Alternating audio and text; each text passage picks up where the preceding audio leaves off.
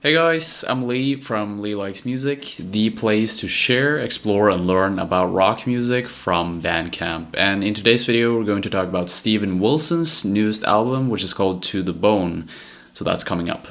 So before I started listening to Steven Wilson's music in general, I was researching what new albums I could review, and all of a sudden I found Steven Wilson, a guy whom I had ignored for a very long time. I think I listened to his music far back and I got a bad first impression from him for some reason. But recently I started listening to him again, and after doing 3 reviews of his albums, Insurgentes, Grace for Drowning, and The Raven, I did get a much better impression of who Wilson is and what his music is all about. Insurgentes is a very dystopian album with very sharp, dynamic movements. Grace for Drowning is very similar, but with a lighter, more jazzy influence. And then you have The Raven, which is an album with much clearer concepts and storylines. It's also the one that sounds the most like a classical proto-prog 70s prog album. Steven Wilson is well known for taking inspiration from this exact line of music. Artists and bands like Peter Gabriel, Kate Bush, King Crimson, Pink Floyd are noteworthy players who influenced him to create more progressive rock that focused more on atmosphere than technicality. Now let's talk about the album. So To the Bone features 11 tracks and has a total runtime of 59 minutes. Out of all the songs I found on this album, I have to say that I didn't enjoy everyone. The ones that I enjoyed the most were actually track number 3, Pariah, track number 4, The Same Asylum as Before, and track number 6, Permeating. Pariah is a slow, uplifting, and momentum-building song. The synth that is playing this pulsating melody kind of reverbs into the deep space of the song alongside a very grounded acoustic guitar. You also have Israeli singer-songwriter Ninette Tayeb, who's providing this very powerful vocals during the choruses, and it leads to this ginormous climax of static, noisy guitar strumming at the end of the song. Within all the noise, you hear glimpses of instruments, sounds, and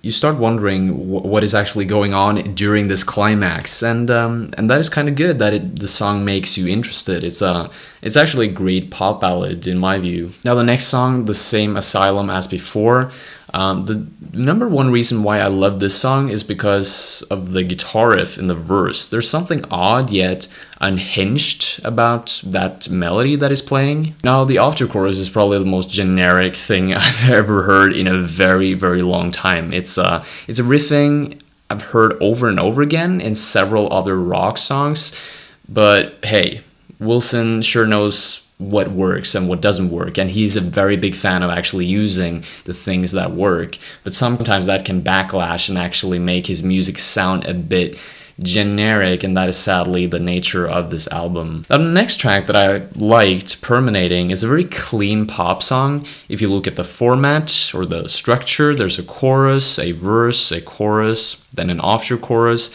a solo, and then it returns back to the verse and the chorus. It's very straightforward. The heavy use of dramatic driving piano reminds me a bit of ABBA, actually, and thematically, Wilson is touching on the quote-unquote live in the moment ideology, saying how you should live. You should live and laugh and love right now because that is all you ever have. It's a good message, but unfortunately he didn't pick the most original way of delivering this message.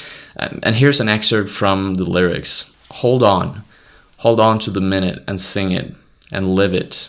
It's always there. Kind of generic, but then again, it's a nice finger-popping pop song that I actually came to enjoy the more I listened to it. Now, just to mention a little bit of the rest of the album as well, I have to say that most of the tracks here, they're directionless pop, prog, and experimental songs. Song of I is a great example of this. It's a pop and industrial type song with a very dark mood. Sophie Hunger and Wilson perform quite okay vocal deliveries over this track, with a steadily increasing drama and electronic and orchestral arrangements going on in the background.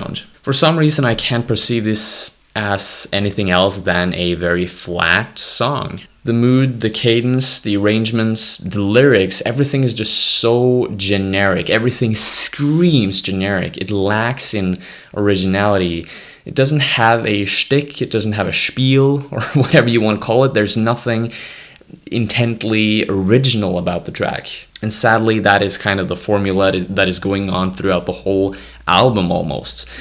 You know, Nine Inch Nails, How to Destroy Angels, Crosses, all these bands have very poppy songs that have been made in a similar way, but they're quite much better because they have a thing. They have an original part to them. There's something unique about them, and that is nothing that is not a thing that I find in this song right here by Steven Wilson. Now, don't get me wrong, there's a handful of good songs on this album. As I mentioned, I would still have a good time if I had to listen to the whole album, but there are just so many other eccentric, inventive, and outstanding prog pop and experimental outlets out there. For example, Amplifier, How to Destroy Angels, Pucifer. All of these are amazing bands that you should listen to because they give you this type of format. At least some of these bands create songs in this format, and it's just so much better. So yeah, I'm going to give To the Bone by Steven Wilson a 6 out of 10.